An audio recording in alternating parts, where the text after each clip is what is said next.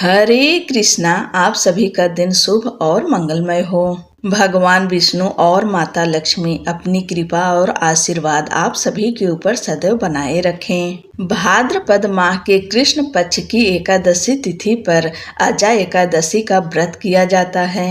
इस साल अजा एकादशी का व्रत 19 अगस्त को किया जा रहा है। इस खास अवसर पर भगवान विष्णु और माता लक्ष्मी की पूजा अर्चना करने का विधान है। मान्यता है कि ऐसा करने से साधक को सभी पापों से मुक्ति मिलती है और मृत्यु के पश्चात वैकुंठ की प्राप्ति होती है। आप सब अजा एकादशी का व्रत रखते हैं तो भी और व्रत नहीं रखते हैं तो भी एकादशी के दिन यह व्रत कथा अवश्य सुनना चाहिए।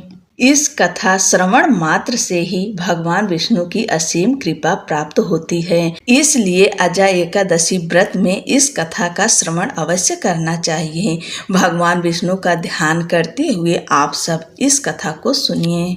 अर्जुन ने कहा, हे पुंडरीकाक्ष, मैंने श्रावण शुक्ल एकादशी अर्थात पुत्रदा एकादशी का सविस्तार वर्णन सुना। अब आप कृपा करके मुझे भाद्रपद माह के कृष्ण पक्ष की एकादशी के विषय में भी बतलाइए। इस एकादशी का क्या नाम है तथा इसके व्रत का क्या विधान है? इसका व्रत करने से किस फल की प्राप्ति होती है?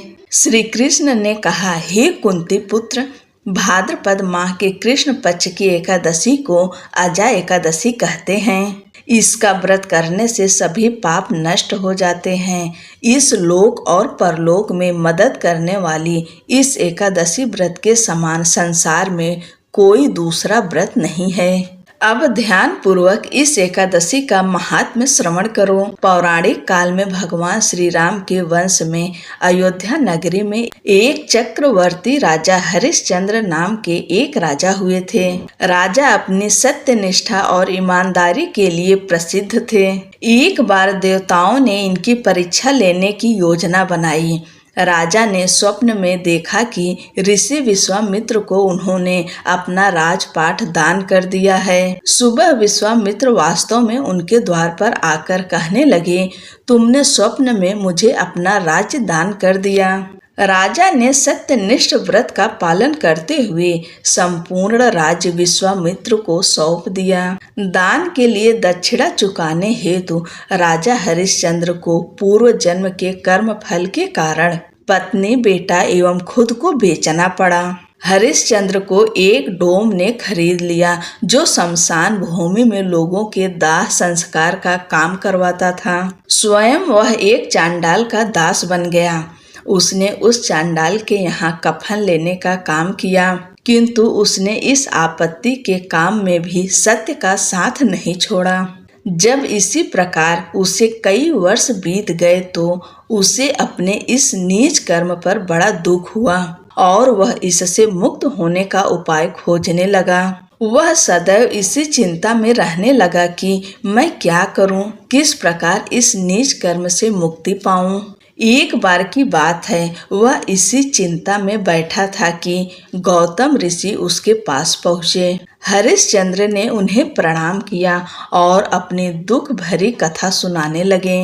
राजा हरिश्चंद्र की दुख भरी कहानी सुनकर महर्षि गौतम भी अत्यंत दुखी हुए और उन्होंने राजा से कहा, हे राजन, भादो माह के कृष्ण पक्ष की एकादशी का नाम अजा है। तुम उस एकादशी का विधान पूर्वक व्रत करो तथा रात्रि को जागरण करो, इससे तुम्हारे सभी पाप नष्ट हो जाएंगे। महर्षि गौतम इतना कहकर अंतर्ध्यान हो गए। अजा नाम की एकादशी आने पर राजा हरिश्चंद्र ने महर्षि के कहे अनुसार विधान पूर्वक उपवास तथा रात्रि जागरण किया। इस व्रत के प्रभाव से राजा के सभी पाप नष्ट हो गए। उस समय स्वर्ग में नगाड़े बजने लगे तथा पुष्पों की वर्षा होने लगी। उन्होंने अपने सामने ब्रह्मा, विष्णु, महेश तथा देवेंद्र आदि देवताओं को खड़ा पाया। उन्होंने अपने मृतक पुत्र को जीवित तथा अपनी पत्नी को राजसी वस्त्र तथा आभूषणों से परिपूर्ण देखा।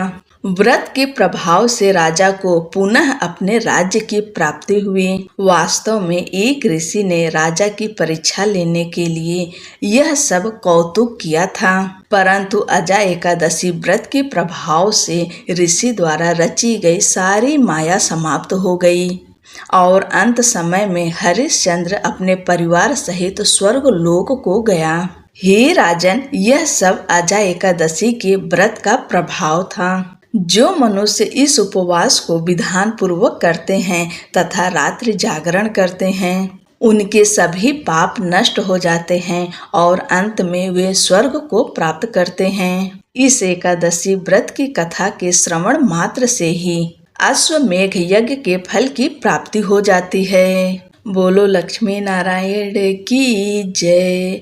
जय श्री हरि। आप सभी को अजा एकादशी व्रत की ढेर सारी शुभकामनाएं। जय श्री कृष्णा। राधे राधे।